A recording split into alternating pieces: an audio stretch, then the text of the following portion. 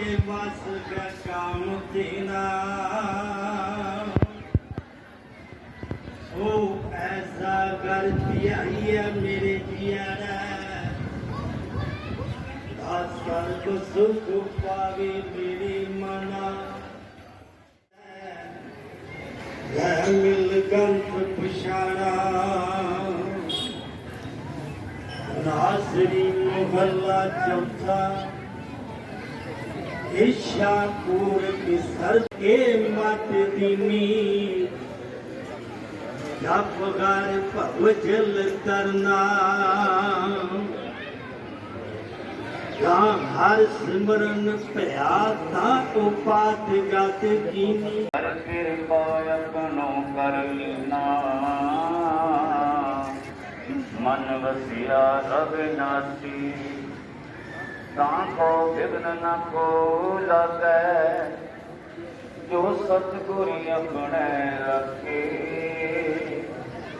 चरण कमल वसै हृदय अंतर अमृत मैं विचार विगुचना रब बिन अगर ना को प्रीतम चरणे जो लगे तिनकी निर्मल सोय नानक की प्रभ बेनती प्रभ मिलो प्रजापत होय साप सवावा तान लगा ज्ञान संत साप ਦੇ ਮਿਸ਼ਨ ਦੀ ਸੰਗਰਾਮ ਜੋ ਮਹਾਨ ਗੁਰੂ ਹੈ ਅਜੀ ਖਾਲਸੇ ਦਾ ਜਨਮ ਦਿਹਾੜਾ ਹੈ ਤੇ ਵੀਰਵਾਰ ਨੂੰ ਹੋਈ ਹੈ ਸਾਧਾ ਸੰਗ ਨਾਮਦਾਰ ਅੰਪੇਦਰ ਪ੍ਰਤਾਪ ਫਤਿਹ ਬੁਲਾਓ ਜੀ ਵਾਹਿਗੁਰੂ ਜੀ ਕਾ ਖਾਲਸਾ ਵਾਹਿਗੁਰੂ ਜੀ ਕੀ ਫਤਿਹ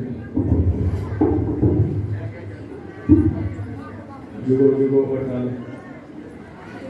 चवल सतर तख्त दे मालक हाजरा हजूर सब कलाकार ਸਾਹਿਬ ਸਤਿਗੁਰੂ ਸ੍ਰੀ ਗੁਰੂ ਗ੍ਰੰਥ ਸਾਹਿਬ ਮਹਾਰਾਜ ਜੀ ਹਜ਼ੂਰੀ ਵਿੱਚ ਜੁੜ ਬੈਠੀ ਅਤੇ ਧੰਨ ਧੰਨ ਬਾਬਾ ਮਨ ਸਾਹਿਬ ਜੀ ਦੇ ਚਰਨ ਵਸਦੇ ਗੁਰੂ ਪਿਆਰੇ ਖਾਲਸਾ ਸਾਧ ਸੰਗਤ ਜੀ ਵਾਹਿਗੁਰੂ ਜੀ ਕਾ ਖਾਲਸਾ ਵਾਹਿਗੁਰੂ ਜੀ ਕੀ ਫਤਿਹ।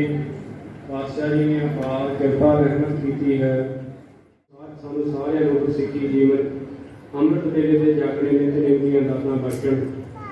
ਹੁਣ ਜਿਹਨਾਂ ਸਿੱਖ ਪਰਿਵਾਰਾਂ ਨੇ ਸ੍ਰੀ ਅਖੰਡ ਪਾਠ ਸਾਹਿਬ ਦੀਆਂ ਸੇਵਾਵਾਂ ਕੀਤੀਆਂ ਸਨ ਇਹਨਾਂ ਨੂੰ ਗੁਰੂ ਘਰ ਦੀ ਬਖਸ਼ਿਸ਼ ਪ੍ਰਾਪਤ ਹੋਈ ਹੈ। ਆਪ ਸਾਰੀਆਂ ਹੀ ਸੰਗਤਾਂ ਨੂੰ ਗੁਰਦੁਆਰਾ ਬਾਬਾ ਮਨ ਸਾਹਿਬ ਜੀ ਵੱਲੋਂ ਇੱਥੋਂ ਦੇ ਸਮੂਹ ਸੇਵਾਦਾਰਾਂ ਵੱਲੋਂ ਜੀ ਆਇਆਂ ਨੂੰ ਧੰਨਵਾਦ ਆਖਿਆ ਜਾਂਦਾ ਹੈ। ਹੁਣ ਮੈਂ ਸਰਦਾਰ ਕੁਲਵਿੰਦਰ ਸਿੰਘ ਜੀ ਨੂੰ ਬੇਨਤੀ ਕਰਦਾ ਕਿ ਉਹ ਸੇਵਾਦਾਰਾਂ ਦੇ ਨਾਮ ਅਨਾਉਂਸ ਕਰਨ ਤੇ ਸੇਵਾਦਾਰਾਂ ਨੂੰ ਵੀ ਬੇਨਤੀ ਹੈ ਕਿ ਗੁਰੂ ਘਰ ਦੀ ਬਖਸ਼ਿਸ਼ ਪ੍ਰਾਪਤ ਕਰਨ ਦੀ ਹਕੀਮ ਕੌਰ ਪਿੰਡ ਭੁੰਗਾ ਤੋਂ ਤਿੰਨਾਂ ਦੀ ਸਤਿਕਾਰ ਸਹਿਤ ਬੇਨਤੀ ਹੈ ਆਗੇ ਆਪਣਾ ਸਤਿਕਾਰ ਪ੍ਰਾਪਤ ਕਰੋ ਜੀ।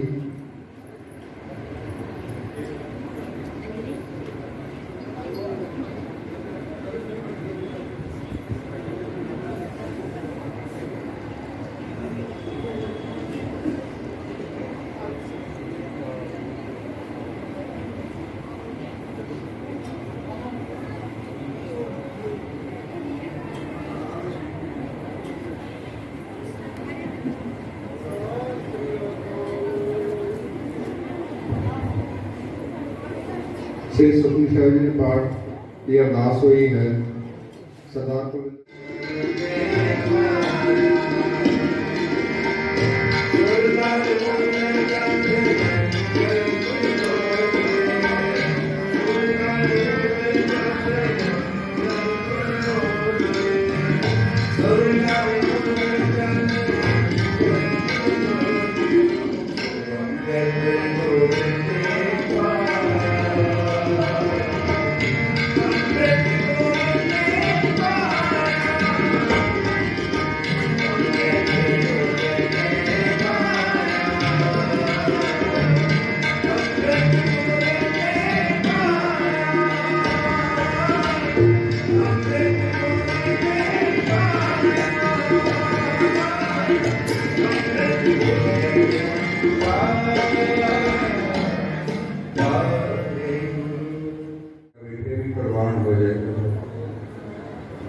साडा फिर बोलिया भी प्रवान तो यतन करियो मैं आपको संगत में बेनती करूं कि बिल्कुल आप ही रोड़े तो संकोच हो करके जो दिल करे बोलने शब्द में जरूर बोलो। सतगुर आ गए शीश भेट दे जे सतगुर साचे पावे। आओ सारे मिल करके शब्द में जुड़िए।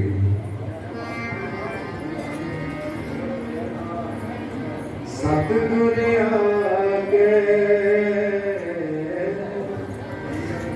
शीश भेट दे।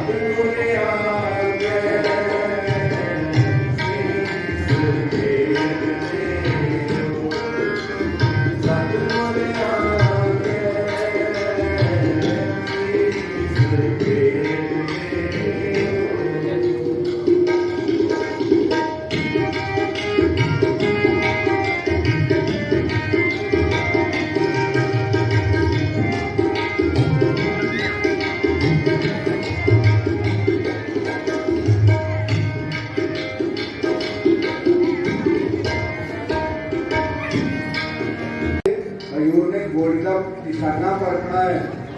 हजूर ने आके जितनी जल्दी हो सके देरी नहीं लानी, जितनी जल्दी हो सके मेरे कोल पहुंचो। ते दोनों प्यो पुत गुरु प्यारे ते सारे उन्हें सजाते सजाते काली काली दे विच नठे ने। दोनों आ गए ने कि पहला प्यो कह रहे पहला गुरु का हुक्म मैं सुनिया, पुत कहता पहला हुक्म मैं सुनिया। दोनों काली काली एक दूजे तो अगे नड़ते नड़ते आखिरकार गुरु साहब के चरणों में पहुंच गए जिथे सतगुरां का दीवान लग्या हुआ है। संगत बैठी, संगत ने नज़ारा अपनी अखां नाल वेखिया। गुरु प्यारे कलगीधर पातशाह महाराज ने आके नमस्कार की। दोनों प्यो पुत ने भाई वीर सिंह ने भाई वीर सिंह ने सतगुरु जी तुहाडा हुक्म मिलिया, इस तो चंगे कर्म हो किहड़े हो सकते हैं। तुहाडे हथों जे मौत हो जाए, इस तो चंगे कर्म तो हो ही नहीं सकते। बादशाह पहला हुक्म मैं सुनिया, जो कह रहे पहला हुक्म मैं सुनिया। बादशाह गोली मेरे मार दो। पुत कह रहे बादशाह पहला हुक्म मैं सुनिया, पहला मेरे कन्नां दे विच आवाज़ पई है तुहाडे हुक्म दी, पहले गोली पहला मेरे मार। दोनों एक दूजे को अगे हो खड़ रहे ने। ये नज़ारा सारा दले ने अखां नाल वेखिया कि इदां दे भी सिख ने जिहड़े मरण वास्ते तैयार तत्पर ने, एक दूजे को काली कर रहे ने कि गोली मैनूं लग जाए। प्यो कह रहे मैनूं लग जाए, पुत कह रहे काश कि गोली मेरे सीने दे विचों आर पार हो जाए। इत्थों तक सिख इन्ना समर्पण कर दिंदा गुरु कह रहे अपना आप।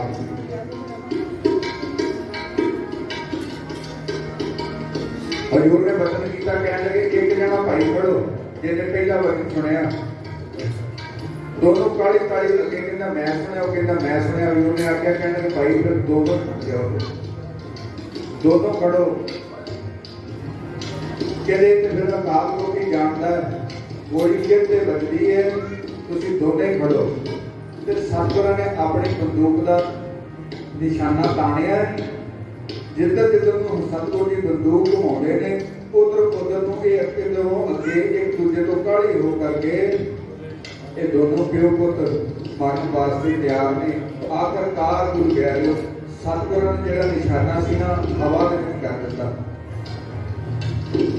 ते दोनों के अखां दे विचों जल बह पए। बादशाह आप जी हुणे ते कह रहे सी मैं बंदूक का निशाना पढ़ना।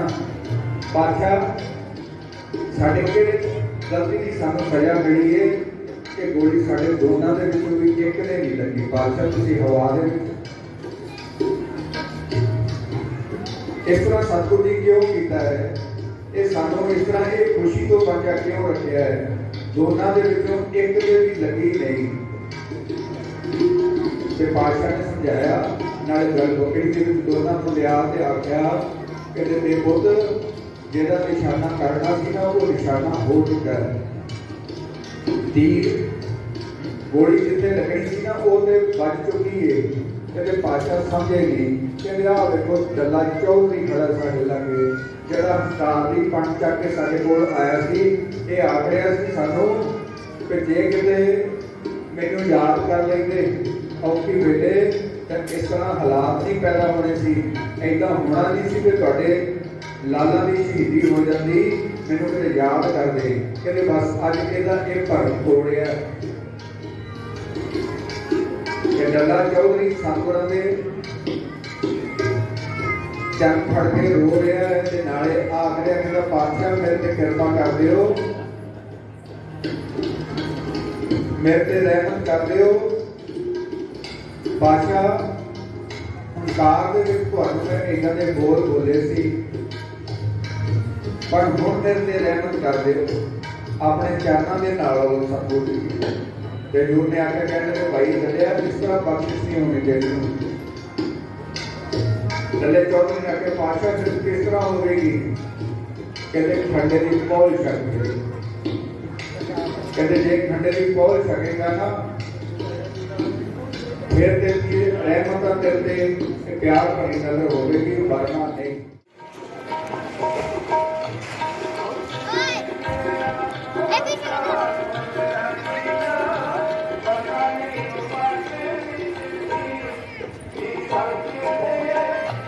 दसवें पिता दिया खुशियां गिनैया, खंडे वाला अंगत की निशान